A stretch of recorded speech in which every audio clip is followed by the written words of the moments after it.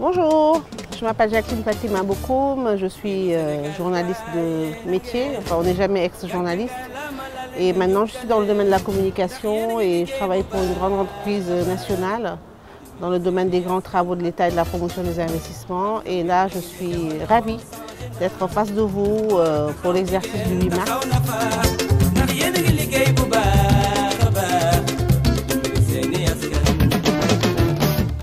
Alors, très mauvais rapport au sport, pour la bonne et simple raison que quand j'étais jeune, j'étais à l'internat de Kennedy et on faisait du sport systématiquement. Et là-bas, j'adorais le sport. Et en fait, j'étais très bonne en athlétisme, mais on m'appelait même Malao à l'époque, pour vous dire. Donc après, j'ai un peu perdu la main parce que bon, on a toujours le prétexte après des études. Et après, j'ai continué à faire un peu de marche parce que j'avais un groupe de copines avec qui, bon, je faisais beaucoup de marche sur le parcours sportif.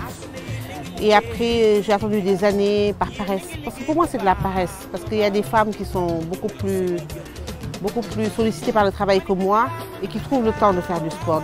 Donc, j'adore le sport en fait dans l'absolu et je ne m'organise pas pour en faire. Maintenant, ça me rattrape parce que je sais qu'aujourd'hui, on est arrivé à des moments de nos vies où il n'y a que le sport qui vous permet de rester en bonne santé, puisqu'il n'y a pas de diagnostic médical qui ne repose pas sur la pratique du sport.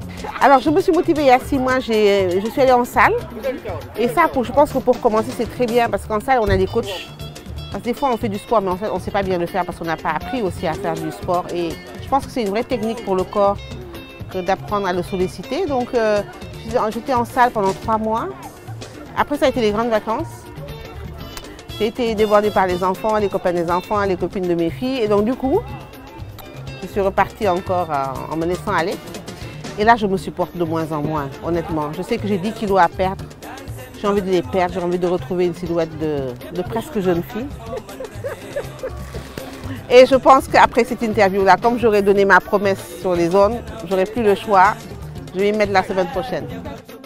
Alors, pour moi, l'esprit de compétition, c'est un esprit qui est absolument nécessaire dans la vie de tous les jours. Moi, j'ai mis mes enfants, ma fille fait de la natation, mon fils fait de la boxe. Sans compter bon, le sport habituel des Sénégalais qui est le football, qu'on fait dans tous les quartiers. Et donc, à part ça, moi j'ai adoré le patinage artistique. Mais moi j'adore la beauté aussi de certains sports. J'aime beaucoup, bon le foot j'y connais rien.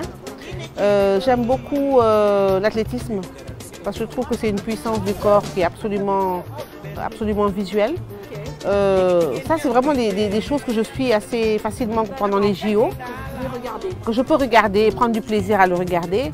Là, il y a le Sénégal 2022 des JO et honnêtement, je suis très contente que ça se passe ici parce que je pense que c'est le meilleur moyen de montrer à nos enfants pourquoi le monde sportif est important en termes de comportement dans la vie de tous les jours, de compétition et puis de saine compétition, parce que c'est ça surtout qui est important. Je pense que nous, on a cru au journalisme de métier à l'époque où je pense qu'il fallait que les choses soient très nettes entre le pouvoir, la presse, la politique et les autres instruments de contre-pouvoir. Et je pense qu'on a eu le journalisme très classique, d'accord, où quand on était à la RTS, on était forcément proche du pouvoir, quand on était dans le privé, on était forcément opposant. D'accord. Donc après, moi j'ai dirigé, comme vous le savez, une radio très tôt. Bon, déjà, on était à Sud FM pour lancer la radio. Après, moi, j'ai été très tôt directrice de Nostalgie. Après, je me suis retrouvée première patronne de presse d'un groupe de 350 personnes qui était comme 7 à l'époque. Et je pense qu'à l'exercice de la pratique du journalisme, je me rends compte d'abord que c'est un métier qui est très dur et très ingrat. Parce que comme partout dans la vie, quand on dit du bien des gens, on a des amis. Quand on dit ce qu'il faut dire, on en fait des ennemis. Voilà, donc je pense que c'est un métier qui est déjà pas très bien compris, voilà, assez ingrat. Et puis après, bon, qui était assez mal payé quand même à l'époque. Hein. Je ne sais pas comment la grille aujourd'hui a évolué par rapport à la presse. Et puis je pense à un moment donné l'envie de faire autre chose. Parce qu'on était un métier avec une première génération du privé. Donc on avait un tempérament assez mobile. Et je pense que bon, après on s'est dit on peut tout faire. Donc autant qu'on a essayé autre chose. Et puis je pense qu'on n'a pas été forcément retenu pour faire de grandes choses là où on était. Parce que peut-être qu'on n'avait pas les mêmes visions du métier. Et moi je n'ai rien à regretter, j'ai passé des choses formidables dans ce métier-là et j'ai beaucoup de respect pour ce métier. Si c'était à refaire, je ne ferais pas journaliste. Définitivement non, oui. Je pense que oui, j'aurais fait autre chose, je pense. Parce que j'ai eu beaucoup de respect pour le métier, mais je n'ai pas tiré un grand plaisir à le faire.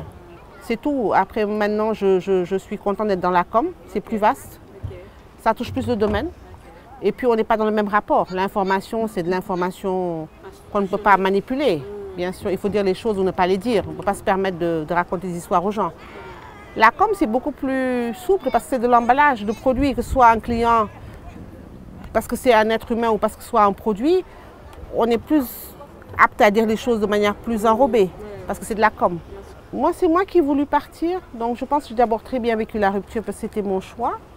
La deuxième chose, c'est que les gens, en fait, ils font beaucoup d'amalgame entre mon passage à la télé et le temps des Seynabou Diop, Miel Barossei et tout. En fait, moi, je ne passais pas à la télé. Les gens ne connaissent pas mon visage, en fait. Ils connaissent mon nom. Et comme on a des noms qui font très signature de presse parce que c'est deux prénoms avec un nom, les gens retiennent assez facilement nos noms. Mais moi, je n'ai jamais fait le JT de la télé. Tout le monde me dit à l'époque du JT, je n'ai jamais fait le JT. Je faisais des reportages, donc c'est ma voix qu'on entendait, mais on ne voyait pas mon visage.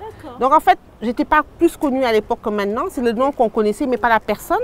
Ce qui me permet depuis 20 ans d'aller où je veux et je ne suis pas forcément reconnue. C'est quand je donne mon nom qu'on me dit « Ah, il y a Jacqueline Fatima Bokoum. » Voilà, ça s'arrête à ça. Je n'ai pas envie forcément d'être connue ni même d'être reconnue. Je suis plus littéraire, donc je suis en train de sortir mon second roman. Je découvre aussi les réseaux sociaux avec beaucoup de passion. Voilà, je suis une grande tweeteuse aujourd'hui et je suis ravie d'être sur ça. Donc ça me permet aussi de retrouver un certain lien avec les gens qui m'ont connue à l'époque dans les médias. Honnêtement, je vous le dis la main sur le cœur, je suis parfaitement heureuse aujourd'hui. Je crois que j'ai trouvé le sens de mes priorités, j'ai trouvé comment mener ma vie dans une petite barque, d'ailleurs on y est. Voilà, sur un fleuve tranquille. Mais je souhaite beaucoup de chance aux gens de ce métier-là et surtout comme c'est le 8 mars aussi, beaucoup de chance aux femmes qui se battent tous les jours pour exister. Et c'est pas évident tous les jours, on le sait, mais je pense qu'il faut arrêter maintenant de se plaindre et de donner les preuves de notre compétence et de notre capacité à mener les choses de front. Et je pense que si on fait ça, ben ce sera bien pour tout le monde. Et puis voilà, bravo à tout le monde et puis chapeau aux femmes de ce pays, quoi.